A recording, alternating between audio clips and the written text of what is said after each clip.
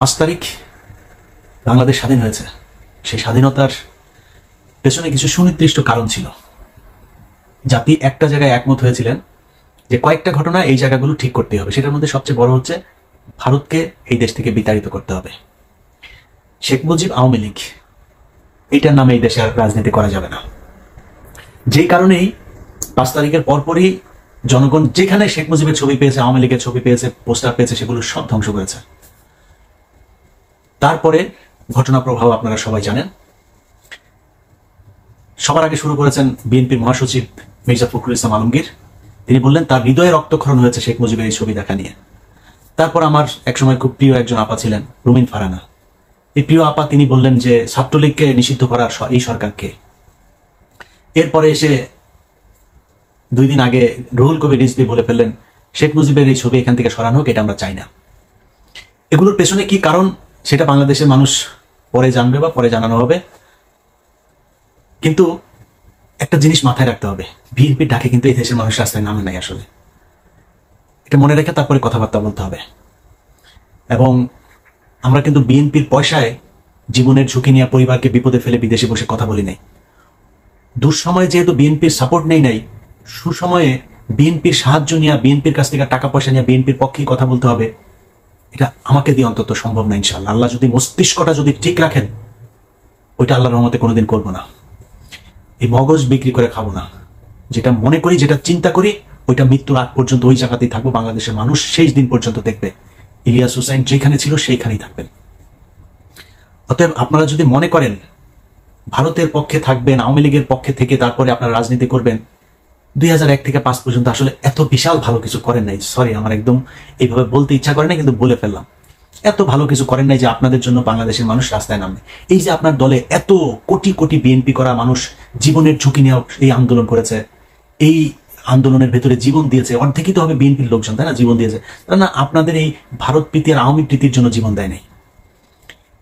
আপনারা যদি নাকি জনগণের সামনে স্পষ্ট করতে না পারেন, তাহলে আমরা কনফিউজ হবো। আপনাকে স্পষ্ট একটা পক্ষ অবলম্বন করতে হবে। আপনি ভারতের পক্ষে, আওয়ামী লীগের পক্ষে নাকি না, এটা আমাদের জানা খুব জরুরি। এই মুহূর্তে কনফিউজ হয়ে থাকলাম, বাট আমার মনে হয় খুব সহসায় আমরা এটা জেনে যাব, তখন আমরা আমাদের মতামত জানাই দেব। এই দেশের মানুষ, যারা সাধারণ মানুষ আপনাদেরকে ভোট দেয়, রাজনীতি করে না, তারাও না আওয়ামী বিরোধিতা করে, তাই বিএনপি দলে ভোট দেয়। এমনিতে বিএনপি করার কোনো কারণ না, অন্য কোনো কারণটা নাই আসলে এরকম। তো সেই জায়গাটা যদি নষ্ট করেন না, তাহলে সামনে বিপদ হবে। কয়েকটা জায়গা যদি বলি যে যুদ্ধটা কেন হয়েছিল, মিডিয়ার হত্যাকাণ্ড, সেটা বিচার হইতে হবে। কমিটি গঠন করার কথা বলা হলো, এখন পর্যন্ত কিছুই করা হয়নি। কয়েকদিন আগে স্বরাষ্ট্র উপদেষ্টা বললেন ওইটা নিয়ে এখনো তারা চিন্তা ভাবনা করছেন, ফাইনাল কিছু হয় নাই।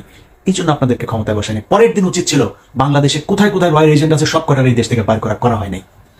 বিডিআরের নিরীহ সৈনিকরা তারা জেলখানায় আছে এখন পর্যন্ত, বের করে নাই। উচিত ছিল পরের দিন তাদেরকে যেইভাবেই হোক, জেনারেল এমনিস্ট্রি হোক আর যেইভাবে হোক, তাদেরকে করে দেয়া, করা হয় নাই। আলেমদেরকে বের করে দেওয়া দরকার ছিল, করা হয় নাই। এই ছাত্ররা এখন পর্যন্ত হাসপাতালে আহত অবস্থায় আছে, চিকিৎসার টাকা নাই, আপনারা সরকার থেকে কোনো সহযোগিতা করেন নাই এখন পর্যন্ত। গতকালকেও এক পত্রিকাতে নিউজ দেখলাম, যারা নিহত হয়েছে তাদের পরিবারকে এই স্যাবলামো করে 2 লাখ 5 লাখ না, অন্তত 5 কোটি করে টাকা দেওয়া উচিত। তারা এই দেশ স্বাধীন করেছে, দেওয়া হয়নি। বাংলাদেশে গেল 15 বছরে ব্যাপক লুটপাট হয়েছে এই বিদ্যুৎ খাত নিয়ে, সেই জ্বালানি খাতের এখন পর্যন্ত একটা মামলা হয় নাই। আপনি এই নাম কি আপনার, দরবেশ বাবা সালমান এফ রহমানের বিরুদ্ধে মামলা হচ্ছে নীলক্ষেতে, সে এক ব্যবসায়ীকে পিটিয়ে মেরেছে। আরে ভাই, এই মামলায় তো সে তার কিছু হবে না, কারণ ওই কাজ তো সে করে নাই। সে যেটা করেছে সেটা দিয়ে 500 বছর তাকে জেলখানে আটকে রাখা সম্ভব, 500 বার তার ফাঁসি হইতে পারে। তার কারণ সে হত্যা করেছে এই দেশে মানুষ। কাকে করেছে জানেন? এই যে শেয়ার বাজার আছে না, এই শেয়ার বাজারে ক্ষতিগ্রস্ত হয়ে সুইসাইড করেছিল কয়েকজন মানুষ, মনে আছে? তাদের হত্যা মামলা হইতে হবে এর বিরুদ্ধে। যেই পরিবারগুলো শেয়ার মার্কেটে ক্ষতিগ্রস্ত হয়েছে তাদের টাকা ফেরত দিতে হবে। তার সব প্রপার্টি বিক্রি করে নিলামে তুলে তারপরে সেই পরিবারগুলোর কাছে টাকা ফেরত দিতে, যেই ব্যাংকের টাকা আত্মসাৎ করেছে সেই ব্যাংকের টাকা ফেরত দিতে হবে। হচ্ছে কিছুই হচ্ছে না। শুনেছেন এখন পর্যন্ত? এই যে বিদ্যুৎ খাতের মিটার, আপনার ডিজিটালাইজেশনের মাধ্যমে, প্রিপেড মিটারের মাধ্যমে যে কয় ইউনিট খরচ হচ্ছে, কোনো কিছু জানা নাই, যা মন চাচ্ছে কাটে নিচ্ছে। সে মিটারের ব্যাপারে কোনো ব্যাপার হয়েছে এখন পর্যন্ত? কিছু করা হয়েছে? করা হয়নি। প্রবাসী লাউঞ্জ তৈরি করছে।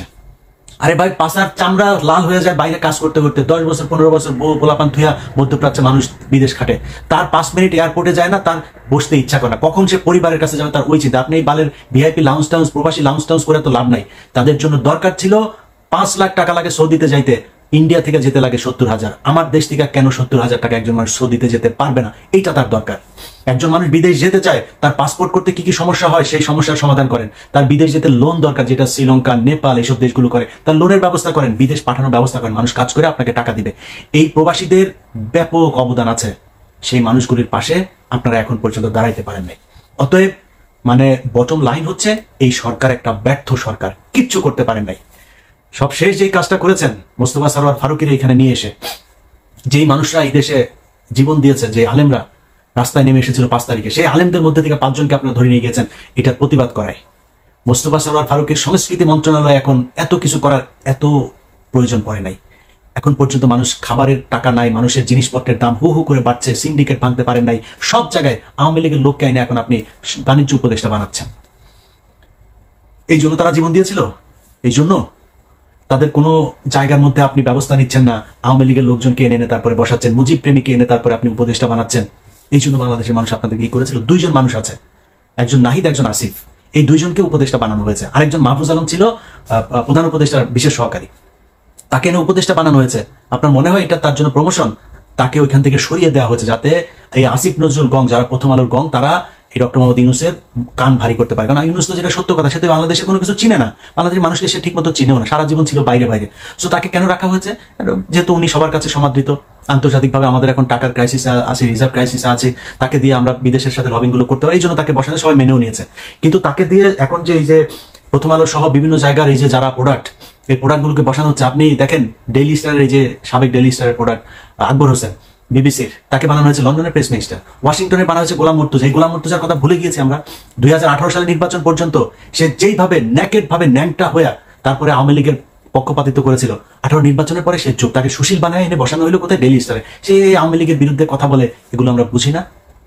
এগুলো রয়ের প্ল্যান বি এর অংশ। তাদেরকে এখন এই জায়গায় নিয়ে বসানো হচ্ছে। অতএব যারা যারা মনে করছেন যে বাংলাদেশ স্বাধীন হয়ে গিয়েছে এবং এদেরকে দিয়ে ভালো কিছু সম্ভব, আমি আপনাদেরকে গ্যারান্টি দিয়ে বলে রাখলাম যে এই যারা উপদেষ্টা হয়েছে তাদের ব্যাপারে আপনাদেরকে ব্যবস্থা নিতে হবে। তাদের বিরুদ্ধে যদি প্রয়োজন হয় তাহলে মাঠে নামতে হবে, মাঠে নেমে তাদের ব্যাপারে, তাদের বিরুদ্ধে আবার ফের যুদ্ধের ডাক দিতে হবে। আমি মনে করি যারা ছাত্র আছে, ছাত্রদের থেকে আরো বেশি প্রতিনিধি উপদেষ্টা পরিষদে যেতে হবে, যারা জীবন দিয়েছে, যারা ওই সময়, আমরা এখন শুধু 2 জন উপদেষ্টাকে বাইরে দেখছি, বাকি উপদেষ্টারা নাই, তারা তো জীবন দিতে এসেছিল, তারা কোথায়? তাদেরকে উপদেষ্টা বানাতে হবে। ডক্টর কনক সারওয়ার, পিনাকি ভট্টাচার্য, তাদেরকে উপদেষ্টা বানাইতে হবে। মানে আমার নামটা আমি বললাম না, কারণ হচ্ছে যে আপনারা মনে করেন না যে আমি আমারটা মানে আমি হইতে চাই, এই জন্য আমারটা আবার আরেকজন বলবে, এই জন্য না, আমারটা বলে রাখি। এটা হচ্ছে আমি আপাতত দেশে যাচ্ছি না, এই কারণে আমার কোনো উপদেষ্টা হওয়ার যোগ্যতাও যদিও আমার নাই, বা কোনো পদে দিতে চাইলেও আমি সরকারের কোনো পদে যাবো না, এই সরকারের কোনো সুযোগ সুবিধা আমি নিব না। সো আমি যাচ্ছি না আর কি।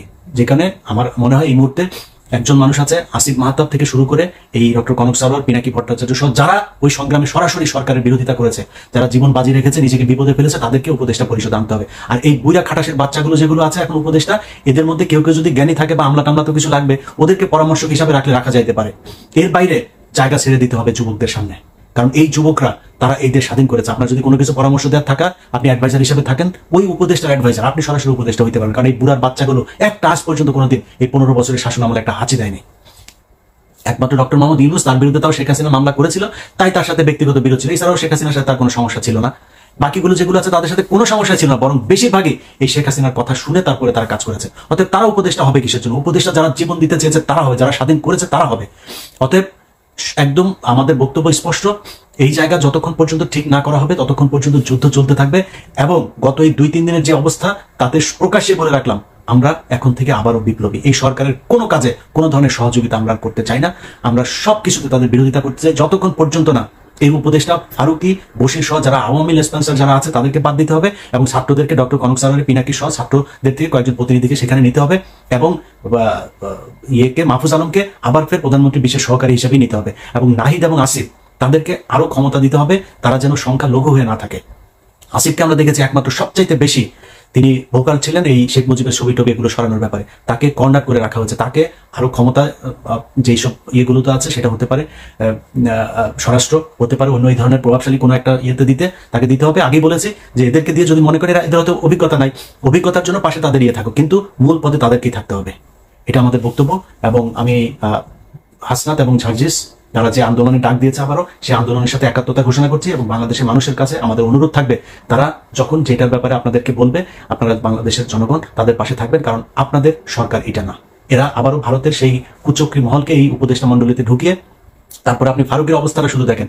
ফারুকি ফারাজ নামের যে সিনেমা তিনি করেছিলেন সরাসরি ভারতের টাকায়, এবং সেই সিনেমাটা মুক্তি পেয়েছে আগে ভারতে, বাংলাদেশে মুক্তি পেতে দেওয়া হয়নি। তারপর ভারতে অনেক সমালোচনা করে দাড়ি টুপিকে বিকৃতভাবে উপস্থাপন করা হয়েছে এবং তার বিভিন্ন নাটক সিনেমাগুলোতে এই পর্যন্ত এই দাড়ি টুপির পেছনে দাঁড়িয়ে একদম 24/7 গাঁজা খাওয়া একটা ছেলে হচ্ছে এই লোকটা, এই যে ফারুকি। বিশ্বাস না করলে এটা জিজ্ঞেস করেন যারা যদি মিডিয়াতে পরিচিত, 24/7 গাঁজার উপরে থাকে এবং বিকৃত যৌনাচার এই ব্যক্তি সরাসরি লেসবিয়ান তারপরে গে এগুলোকে প্রমোট করেন এবং তার বিভিন্ন নাটক সিনেমাতেও এগুলো তিনি প্রমোট করে থাকেন। পরকীয়া থেকে শুরু করে যত ধরনের অসামাজিক কার্যক্রম, বিকৃত রুচি, বিকৃত কথাবার্তা, বিকৃত গালি এই নাটকের মধ্যে প্রমোট করা ব্যক্তি হচ্ছে এই ব্যক্তি। তাকে এনে উপদেষ্টা পরিষদে বসানো হয়েছে। সো এই সব কিছুই হচ্ছে বাংলাদেশের বিরুদ্ধে, বাংলাদেশের ইসলামের বিরুদ্ধে এবং ভারতের পক্ষে। তবে আপনাদেরকে এই যুদ্ধে যেটা আগেও আমরা জানি যে স্বাধীনতা অর্জনের চেয়ে রক্ষা করা কঠিন, আমার মনে হয় রক্ষা করা সেই কঠিন যুদ্ধটাতে আপনাদেরকে প্রস্তুত থাকতে হবে।